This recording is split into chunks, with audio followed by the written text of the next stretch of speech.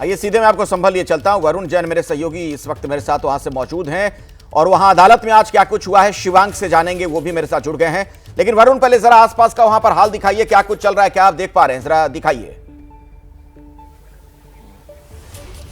देखिए बिल्कुल शाही जामा मस्जिद के बाहर ही मैं खड़ा हूं। जैसा आपने पहले भी बताया, जो माहौल है बेहद सौहार्दपूर्ण बना हुआ है। आप देखिए मस्जिद के गेट पर ही किस तरीके से बड़ी संख्या में जो वॉलंटियर्स हैं वो खड़े हैं और ये देखिए नमाजी जो हैं वो धीरे धीरे कर मस्जिद पर पहुंचना शुरू हो गए हैं। 1:40 के आसपास जो जुम्मे की नमाज है उसका समय है और उस समय नमाज होगी। आप अंदर देख रहे होंगे कि जो लोग इनकी चेकिंग भी कर रहे हैं, मेटल डिटेक्टर्स इनके पास है जो चेकिंग भी कर रहे हैं, ये सभी वॉलंटियर्स है। तो कहीं ना कहीं जो मस्जिद कमेटी है वो आगे बढ़कर आई है, उसने प्रशासन का सहयोग करने का डिसाइड किया और उसके बाद इस तरीके से अपने ही आसपास के इलाके के जो मुस्लिम समुदाय के लोग थे उन्हें वॉलंटियर बनाकर यहाँ पर व्यवस्था को संभालने के लिए कहा है। रही बात अगर पुलिस की डिप्लॉयमेंट की, तो आप देखिए क्योंकि बेहद संवेदनशील मामला है, पिछली बार जो यहाँ पर देखने को मिला था ऐसी कोई स्थिति ना बने, उसी के बाद आपको कई कंपनी जो फोर्स है वो यहाँ पर डिप्लॉयड नजर आएगी।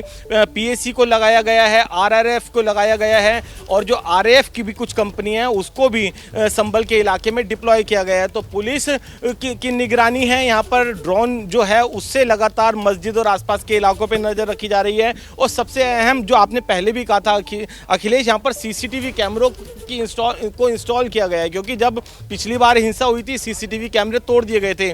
तो लगातार इन सीसीटीवी कैमरों को जो कंट्रोल रूम बनाया गया है कोतवाली के अंदर, वहाँ से मॉनिटरिंग की जा रही है। तो कहीं किसी तरह की उपद्रवियों की कोई शरारत अपने को कोई कामयाब ना हो जाए, उसको लेकर प्रशासन ने जरूर पूरी तैयारियां कर रखी है। लेकिन सबसे अहम बात यह है कि जो समाज है वो ही खुद आगे बढ़कर एडमिनिस्ट्रेशन का साथ दे रहा है और एक शांतिपूर्ण माहौल पूरे संभल के अंदर फिलहाल देखने को मिल रहा है। और 1:40 का जैसा मैंने समय बताया है जुम्मे की नमाज का, तो उस समय नमाज अदा होगी और जो नमाजी है वो मस्जिद पहुंचना भी शुरू हो गए हैं। जी ठीक है, आप इस पर नजर बनाकर रखिए, मैं आऊंगा दोबारा आपके पास। लेकिन जरा मैं शिवांग के पास चलता हूं।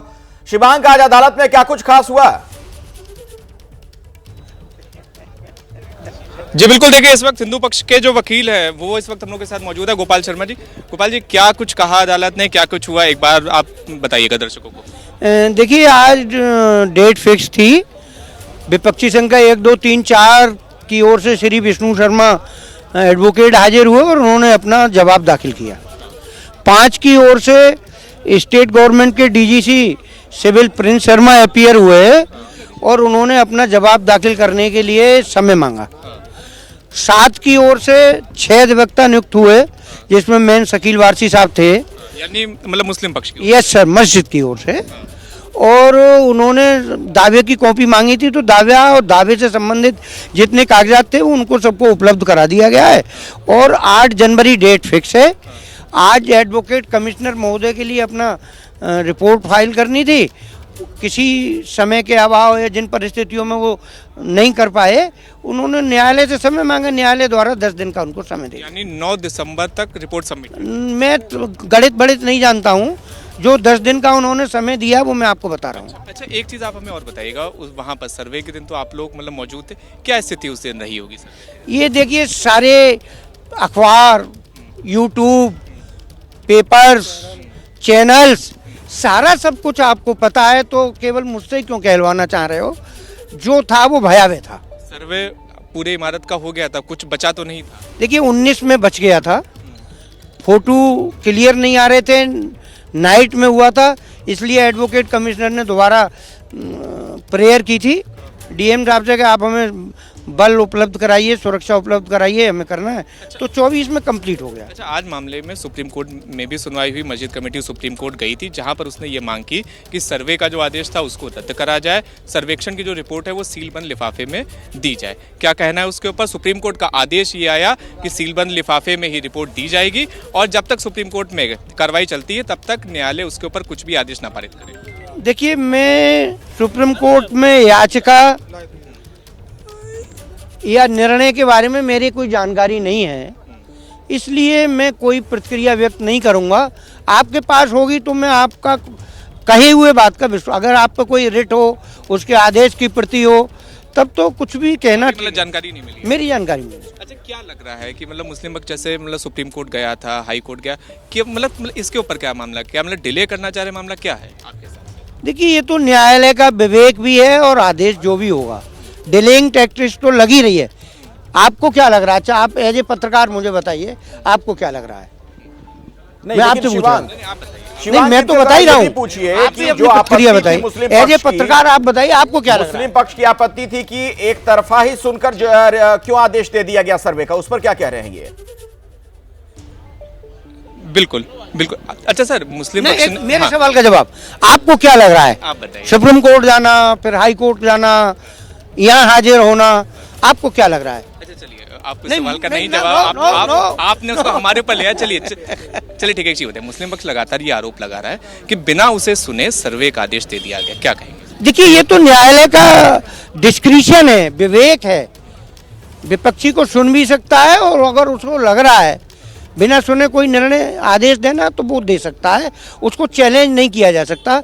जो लोग उनके आदेश को चैलेंज कर रहे हैं, जुडिशरी को चैलेंज कर रहे हैं, उनको न्यायपालिका में विश्वास नहीं है, इसलिए वो पूरे मामले में रोक लगा दी है। बहरहाल मैं आता हूं, आपके पास लौटूंगा, लेकिन जरा वरुण के पास भी चल लेते हैं, क्योंकि वरुण के आसपास मुझे बहुत सारे नमाजी भी दिख रहे हैं, पीछे वो मस्जिद मुझे नजर आ रही है।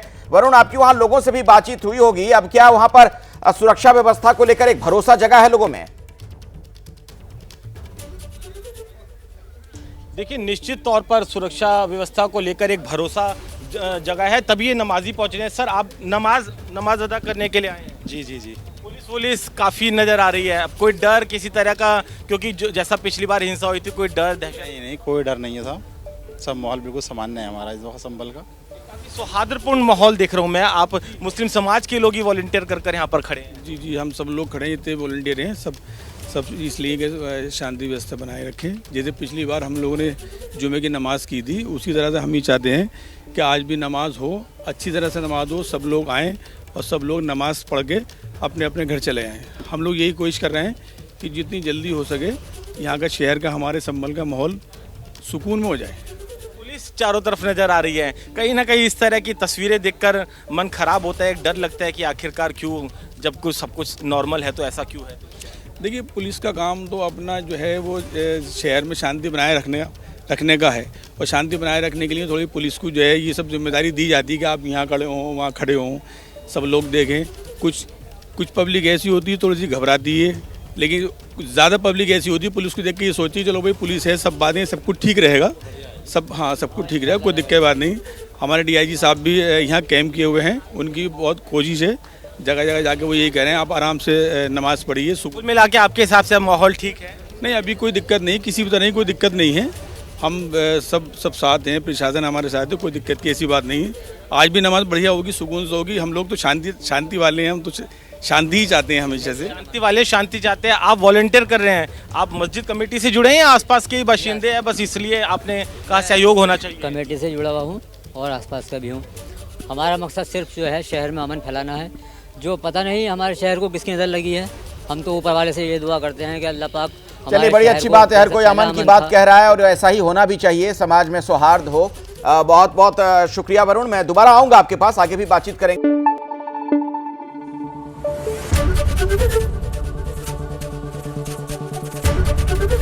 ABP न्यूज आपको रखे आगे।